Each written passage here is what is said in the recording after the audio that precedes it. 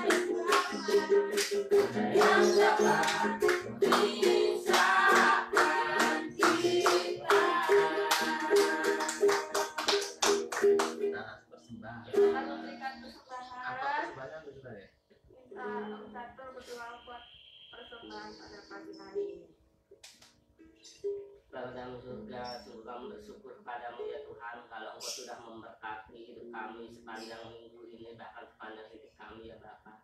Sungguh kami bersyukur padamu ya Bapa. Pagi ini kami memberikan persembahan Bapa. Biarlah Engkau sucikan, kuduskan persembahan ini Bapa. Biarlah berguna bagi pelayananmu di gerejamu ya Bapa. Terima kasih Bapa, berkati setiap kami ya Bapa, dan kami memberikan persembahan Bapa. Di dalam nama Tuhan Yesus kami berdoa, haleluya. Amin. Amin. Persembahannya. Kantong persembahannya kita yang mana? Kantong persembahan, tangan yang ambil.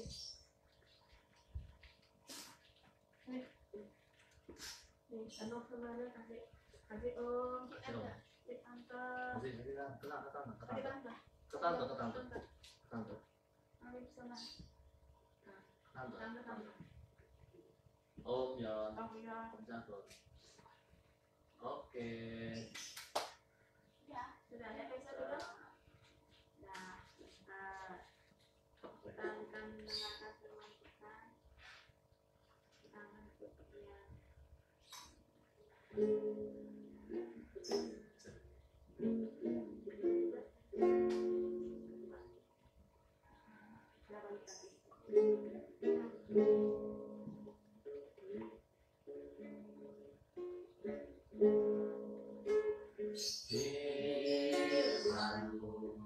Kita bagi kakiku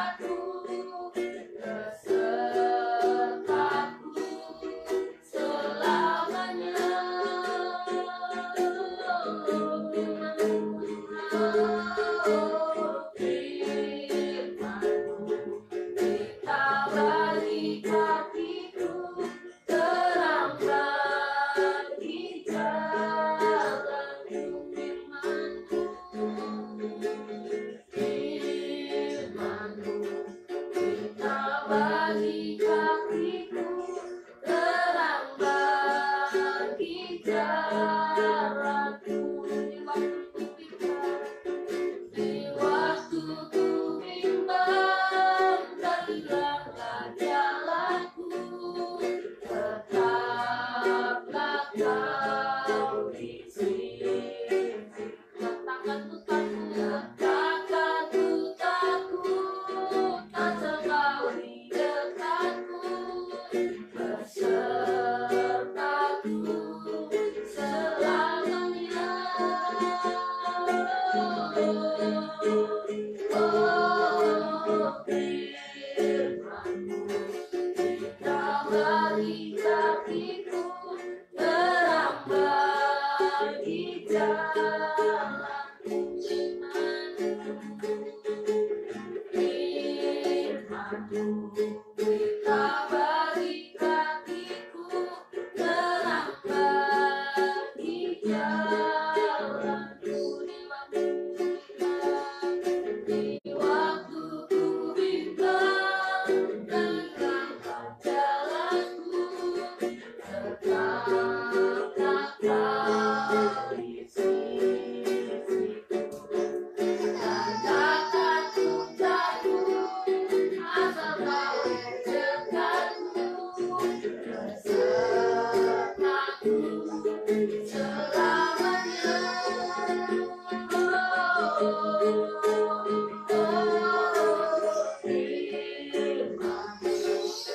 Terang bagi kakiku, terang bagi jalanku,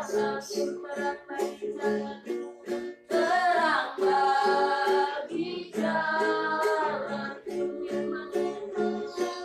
terang bagi jalanku. Kita awian untuk doa firman. Tuhan kami hari ini Tuhan, dan sebentar lagi kami akan mendengarkan firman-Mu ya Bapa. Biarlah Tuhan membuka setiap pikiran hati kami untuk lebih mengerti Tuhan firman-Mu. Hari ya Bapa, Kudus tolong setiap kami Tuhan. Dalam nama Yesus kami mengucap syukur dan berdoa hari ini. Amin. Kita dengar firman. Malah ya.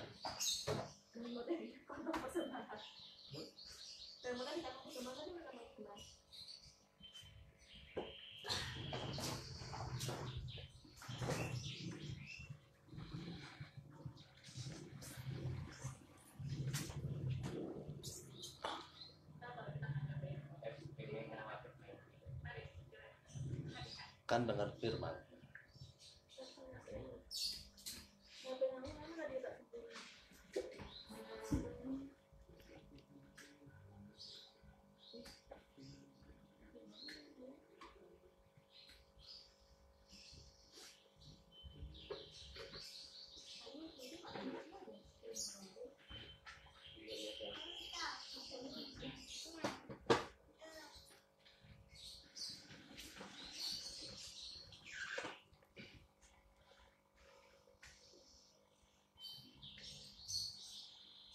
Misalkan ada tim multimedia,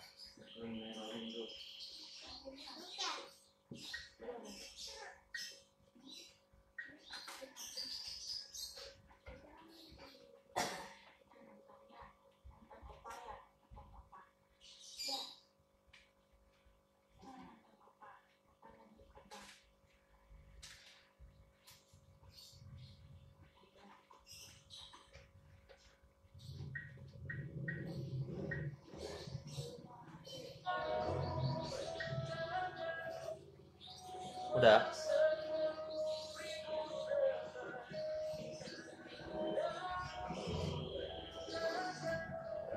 Kok nggak kelihatan deh?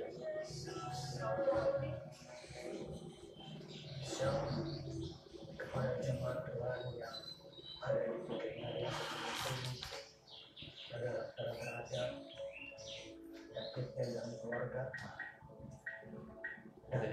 Terus Sebagaimana gembala saya menyampaikan kepada Tuhan, kalau pada minggu pagi hari kita tidak akan lagi beribadah di rumah Tuhan untuk minggu ini dan mungkin minggu akan datang, di mana bukan oleh karena kita ini takut, tapi karena kita ingin meresponi ya, saran daripada pemerintah dan pusat daerah, sehingga kita bersatu untuk mencegah meluasnya virus corona ini. Oleh sebab itu, kepada jemaat Tuhan yang saya kasih dalam Kristus, peristiwa yang kita terjadi saat ini tentu ini sangat penting untuk kita simak. Tapi sebelumnya mari saya mengajak jemaat Tuhan untuk membaca satu ayat firman Tuhan yang saya ambil dalam kitab Wahyu pasal yang pertama ayat 17 dan 18 saja. Wahyu 1 ayat 17 dan 18 saja.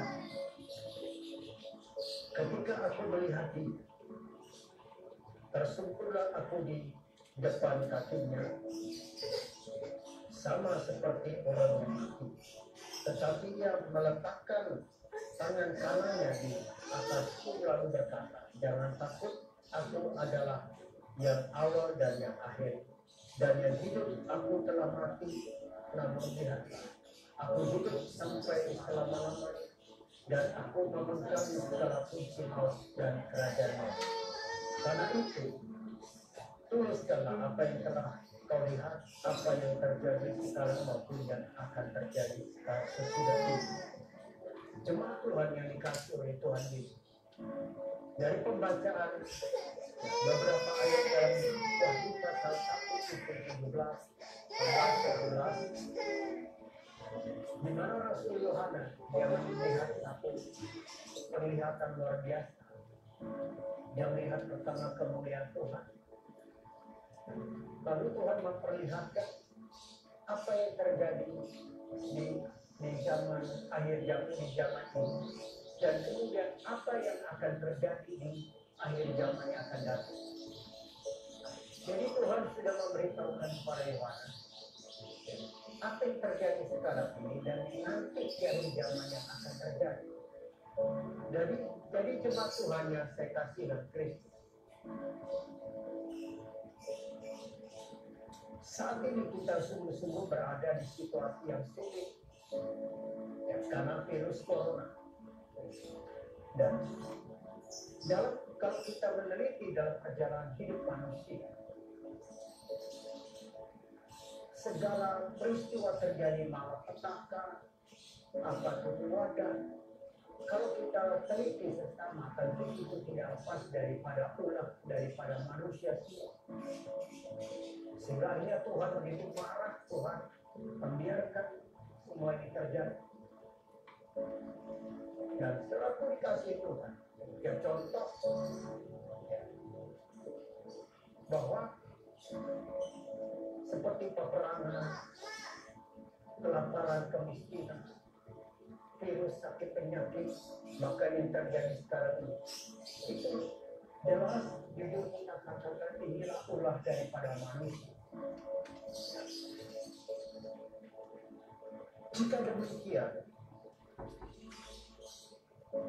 dan kita melihat apa yang terjadi sekarang ini, virus corona yang sudah melanda begitu banyak negara di muka bumi ini.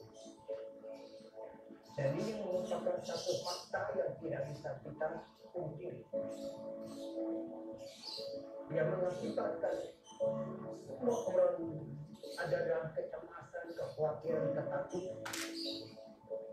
Nah, lalu tentu ini sangat memberikan dampak yang sangat buruk ya, kepada semua orang. Demikian juga apa itu gereja Tuhan, apa Tuhan, jemaat Tuhan, tentu tidak ya, terlepas terluput dari masalah ini. Nah, selalu dikasih itu, kita ingat bahwa Tuhan sendiri pernah berkata bahwa semua yang terjadi sekarang ini adalah baru awal dari semua petaka yang terjadi. Karena di akhir zaman nanti akan terjadi yang lebih buruk lagi. Kalau ini surat terjadi, mari pertanyaannya buat kita. Pertanyaan buat kita. Kenapa Tuhan izinkan semua ini terjadi? Apakah Tuhan begitu murka? Sebab Allah Tuhan kita sangat mengasihi umat manusia. Saya percaya apapun yang terjadi saat ini ada rencana Tuhan, asal Tuhan yang penting buat semua orang dan khususnya buat gereja Tuhan, umat Tuhan yang ada. Nah, suratku bagaimana kita menyimaki masalah virus corona yang terjadi saat ini? Apa yang Tuhan mau kita lakukan? Apa pesan Tuhan buat kita semua?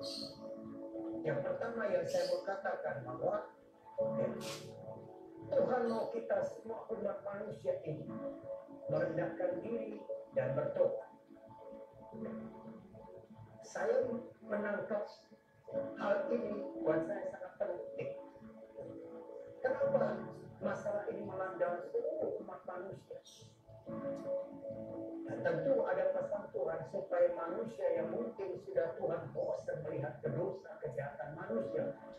Yang berbuat dosa kejahatan itu bukan hanya orang-orang di luar umat Tuhan, bahkan mungkin juga ya, pendeta-pendeta, bisa juga umat Tuhan sendiri. Bukan lagi mendengarkan suara Tuhan, tapi melakukan yang kehendaknya sendiri. Ya. Dan cuma Tuhan yang saya kasih dalam Kristus di pagi hari ini. Mari kita coba merendahkan diri dan kita renungkan. Ya, dan tentu dalam semua peristiwa ini Tuhan mau kita semua orang bertobat. Tentu kita teringat kepada cerita Nabi Yunus yang diutus oleh Allah untuk ke kota Niniwe. Peringatkan mereka supaya mereka bertobat. Kalau tidak, Allah akan mendatangkan murka kebinasan buat mereka. Jadi Allah memberikan peringatan dulu kepada orang-orang di kota Niniwe. Dan apa yang terjadi ketika orang-orang Niniwe mendengar berita pertobatan yang Nabi Yunus sampaikan? Lalu kita bisa melihat dalam kitab Nabi Yunus, maka semua orang di kota Niniwe, dari raja sampai kepada seluruh rakyat, bahkan sampai kepada binatang, mereka merendahkan diri, dan mereka berpuasa. Tujuannya apa? Untuk meminta belas kasihan kasih karunia Tuhan, kemurahan Tuhan, supaya mereka ya, dipulihkan. Dan sebab saya percaya apa yang terjadi saat ini tentang virus ya, corona ini, tentu saudara, ini satu peringatan Tuhan buat kita. Karena kita tahu Tuhan sudah kata, ini baru awal zaman terjadi. Nanti akan ada akhir zaman yang akan terjadi lebih dahsyat. Jadi Tuhan sudah memberi peringatan untuk kita merendahkan diri dan sungguh-sungguh kita bertobat. Kenapa Tuhan mau merendahkan diri? Kenapa kita harus merendahkan diri? Karena Allah kita itu Allah yang penuh belas kasih, kasih karunia dan kemurahan.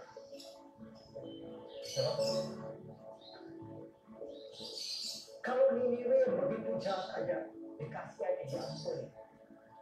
Demikian pula Tuhan memberikan karunia pengampun buat kita semua. Jikalau kita mau merendahkan diri bertobat.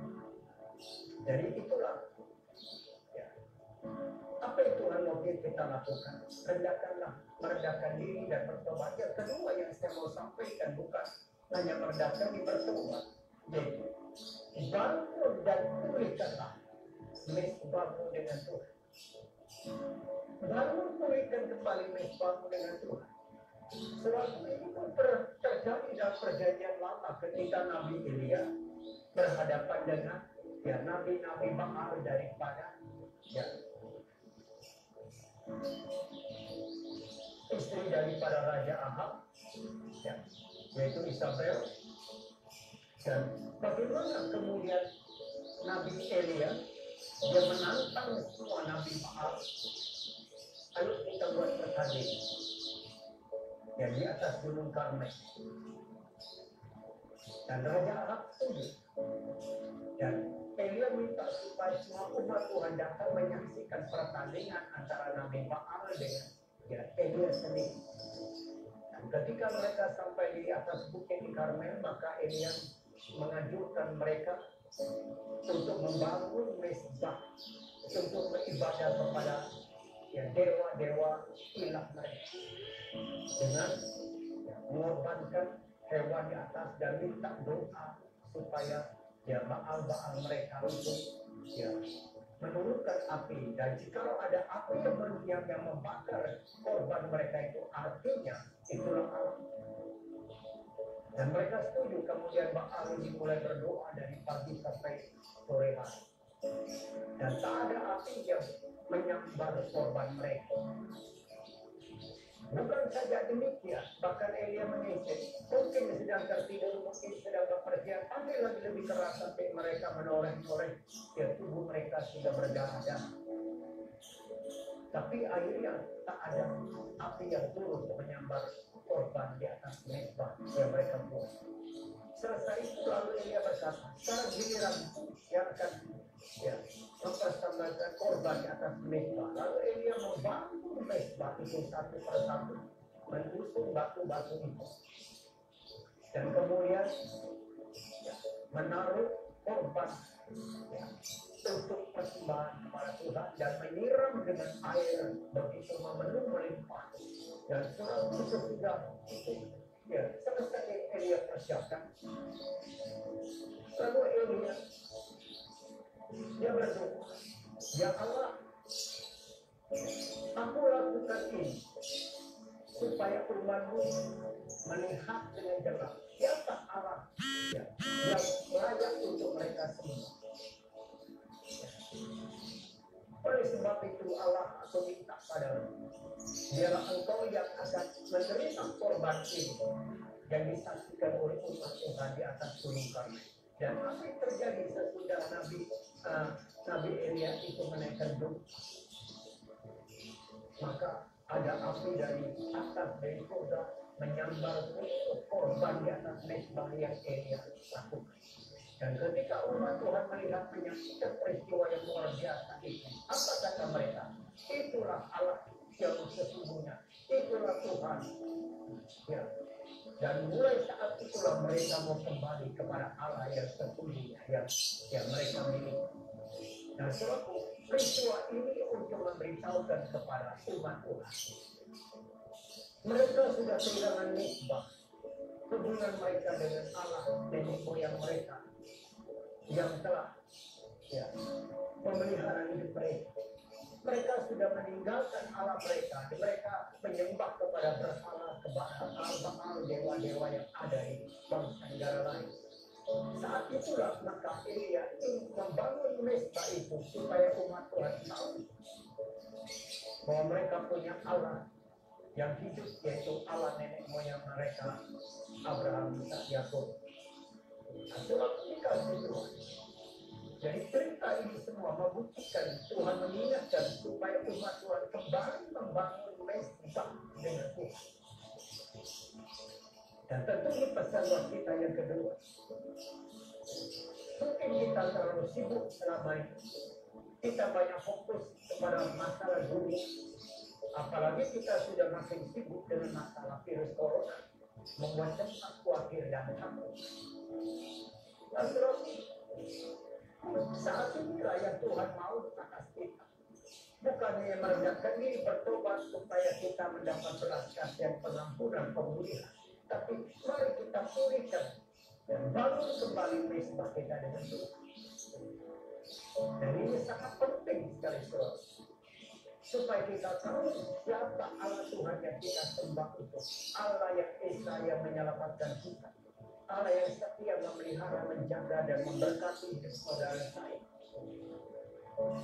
Yang ketiga yang saya mau katakan, apa yang Tuhan mau kita lakukan dalam saat kita menghadapi masa-masa sulit yang mencemaskan ini. Yang ketiga dikatakan oleh firman Tuhan yang Tuhan ingatkan kita,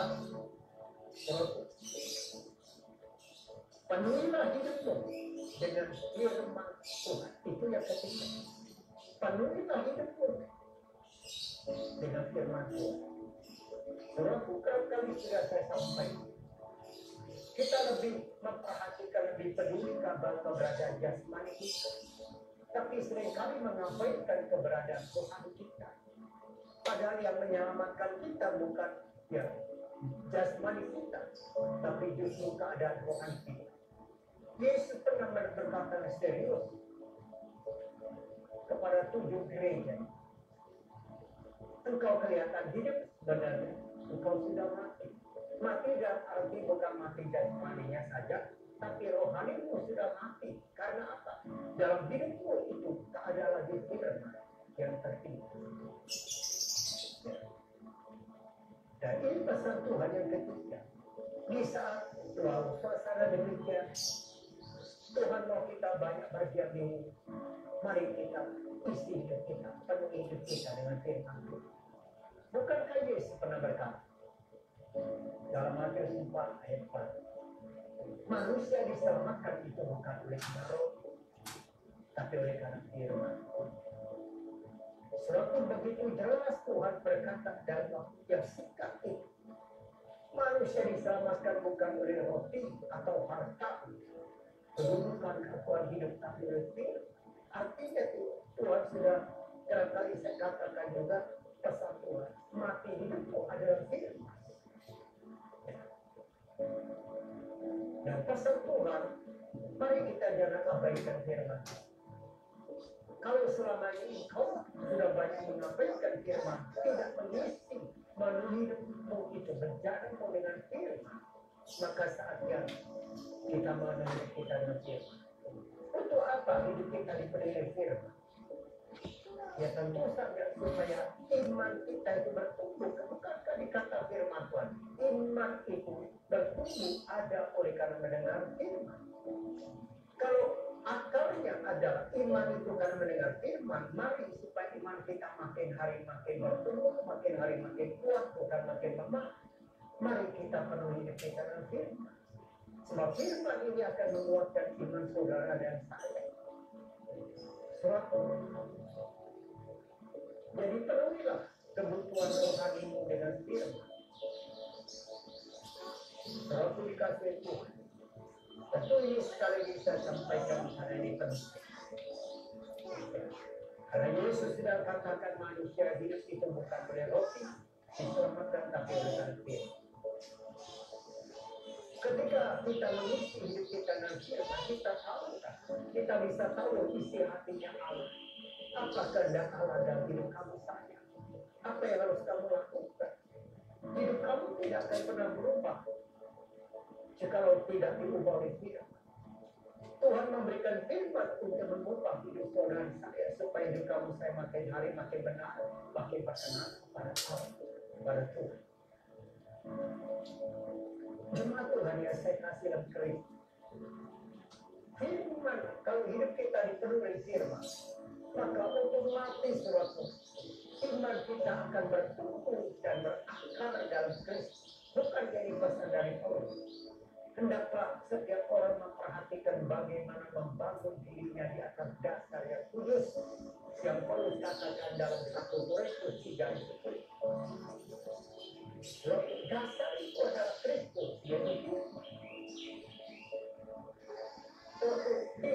inilah saatnya kita tidak mengabaikan lagi firman. Penuhilah hidup kita firman agar hidup kita di akhir zaman ini makin hari makin benar, makin berkenan pada Tuhan. Dan hidup kamu saya dikudus oleh firman. Itu kan doa Yesus dalam Yohanes 17:17. Bapa di surga, kuduskanlah mereka dengan firman. Karena firman itulah kebenaran. Yang terakhir saya mau kata, yang keempat, apa yang Tuhan mau sampaikan kepada kita? Yang keempat, janganlah ragu dan bimbang. Janganlah ragu dan bimbang. Percayalah kepada apa yang Tuhan janjikan Tuhan katakan kepada kita. Selama kita hidup dari zaman, hidup dalam perjanjian. Bukan kalau kita ditulis perjanjian lama dan perjanjian baru dibaharui. Dan kita boleh mengenal semua kalau kita baca Alkitab dalam Matius sampai akhir itu banyak janji-janji Tuhan buat kita. Dan saya percaya apa yang Tuhan janjikan itu pasti akan Tuhan lakukan. Itu bagian dia. Sebab dia tidak bisa, ya, tidak mengenal. Karena kita tahu apa yang dia janjikan agar dia lakukan. Dia janji untuk datang kembali kedua kali, dia pasti akan datang. Dia janji untuk membangkitkan kita, dia akan melakukan itu. Dia janji untuk menjemput kita untuk tinggal di rumah Bapa yang baru, yang di bumi yang baru, Yerusalem yang baru. Akan dia lakukan. Itu bagian janji yang dia harus dengarkan. Tapi di sisi yang lain ada bagian kita untuk menggenapkan apa yang Tuhan janjikan. Ya. Mari kita jangan ragu, jangan bimbang. Apapun ya yang terjadi di masa hidup kita ini, biar itu tidak membuat kita cemas, takut, sehingga kita mulai bimbang apakah firman Tuhan, janji Tuhan masih relevan untuk kita yakin. Oh saudaraku, Tuhan tidak pernah berubah, dulu, sekarang, selamanya. Ya. Mari kita jangan bimbang, jangan ragu. Kita percaya sepenuh hati apa yang Tuhan janjikan, katakan itu pasti akan digenapi. Sekarang tinggal bagian kamu dan saya untuk juga melakukan bagian kita, supaya janji Tuhan itu terbukti dalam diri kamu saya. Dan kita bersyukur Tuhan sudah menjanji, Bapa di surga menjanjikan dulu selama putranya datang menjadi manusia untuk menyelamatkan diri kita melalui kematian di kayu salib dan kebangkitan dia. Sehingga kita mesti melihat Yesus itulah Mesias juru selamat yang Allah utus untuk menyelamatkan kita. Dia sudah mengenalkan itu dan kita tahu Tuhan tidak membiarkan kita sendiri. Dan Tuhan berkata, sebelum dia mengalami semua itu, dia sudah katakan, aku adalah Immanuel. Artinya aku menyertai kamu sampai pada akhir zaman. Dan bagaimana kita tahu Tuhan menyertai kita? Kehadiran Roh Kudus dalam hidup kita, itulah meterai keselamatan Tuhan buat kita. Dan itulah membuktikan kehadiran Tuhan dalam hidup kita setiap saat. Kemanapun kamu saya pergi, apapun yang kita hadapi, Tuhan bersama kita. Nah, kalau Tuhan bersama kita, Tuhan Yesus pernah berkata dalam Matius 6, apa yang kau khawatir dan takut kalau aku ada bersama? Tidakkah kau melihat kalau burung-burung di udara aku peliharakan, aku jaga? Apalagi kamu, bukankah kamu anak-anakku, hamba-hambaku? Saudaraku dikasih, memang kita akui semasa kita hidup dalam perjalanan ini seringkali kita semua khawatir, tapi kita boleh melewati semua karena kita punya Tuhan Yesus ada bersama kita. Bukan hanya dia Tuhan juru selamat kita sudah menyelamatkan kita, tapi dia ada bersama kamu saya, dia ada orang tinggalkan kamu saya. Artinya dia siapkan tangan dalam seluruh aspek masalah hidup kamu saya. Dengan kata lain, saya punya prinsip dalam pelayanan. Masalahku, masalah Bapak. Persoalanku, persoalan Bapak. Artinya Bapak akan ikut campur untuk mengatasi problema masalah kita yang tidak bisa kita atasi. Itu bagian itu. Mari Tuhan, saudaraku jemaat Tuhan yang dikasih, mari kita melangkah tegak memandang pada Tuhan, berjalan bersama Tuhan dalam kebenaran. Jadi jemaat Tuhan yang saya kasih dalam Tuhan Yesus, janganlah ragu bimbang, yakinlah percaya sepenuh atas janji Tuhan. Dia menyertai kita, dia akan turut bekerja dalam segala hal untuk kebaikan kita.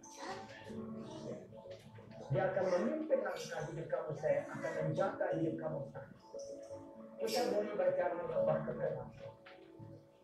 Raja Daud berkata, engkau menyertai aku.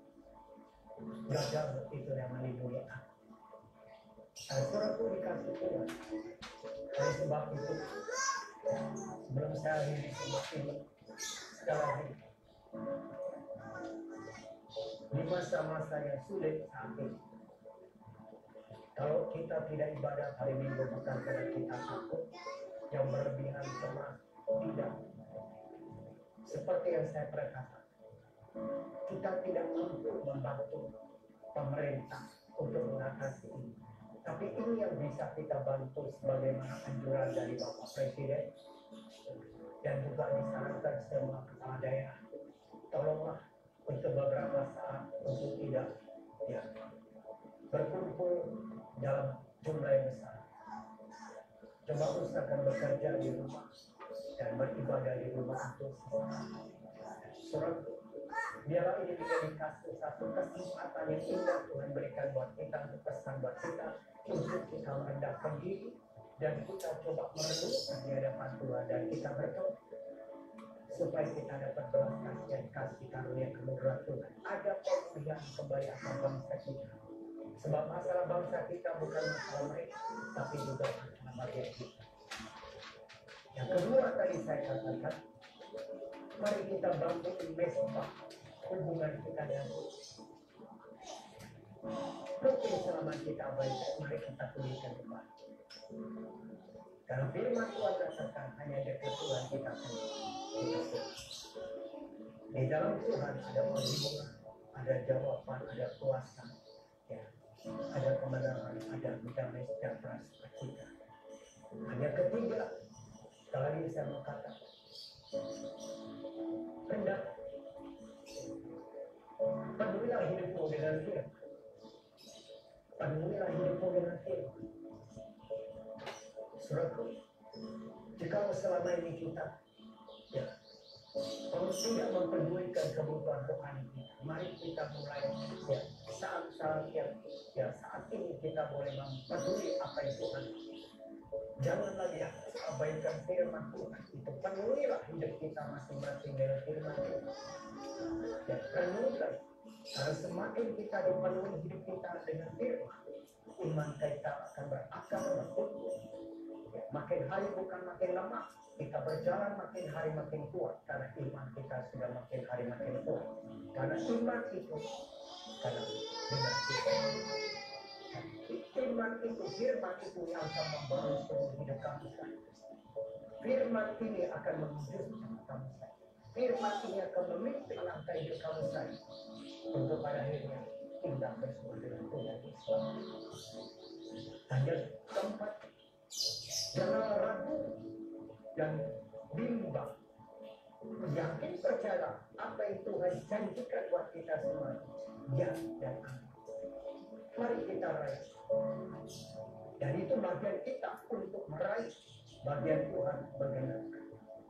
Ingat, Tuhan berkata, aku menyertai kamu sampai akhirnya. Masalahmu, persoalanmu, Tuhan kata. Jangan takut, jangan khawatir.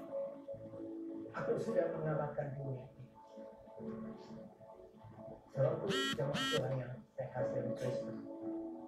Biarlah semasa kita banyak berdiam diri, mari kita tidak lupa kita berdoa banyak untuk bangsa, buat orang yang menderita, buat situasi dunia kacau saat ini, jangan resah, takut, cemas. Dan kita minta karena kita percaya dalam Tuhan ada belas kasihan, kasih karunia kemurahan, ada pemulihan. Yang penting semua orang mau datang merendahkan diri bertobat. Dan saya akhiri, Tuhan berkati jemaat Tuhan yang saya kasih. Amin.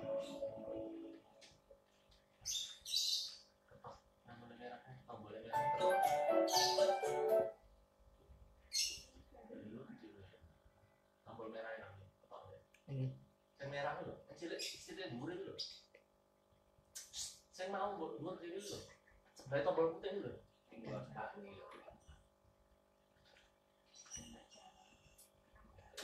sekarang.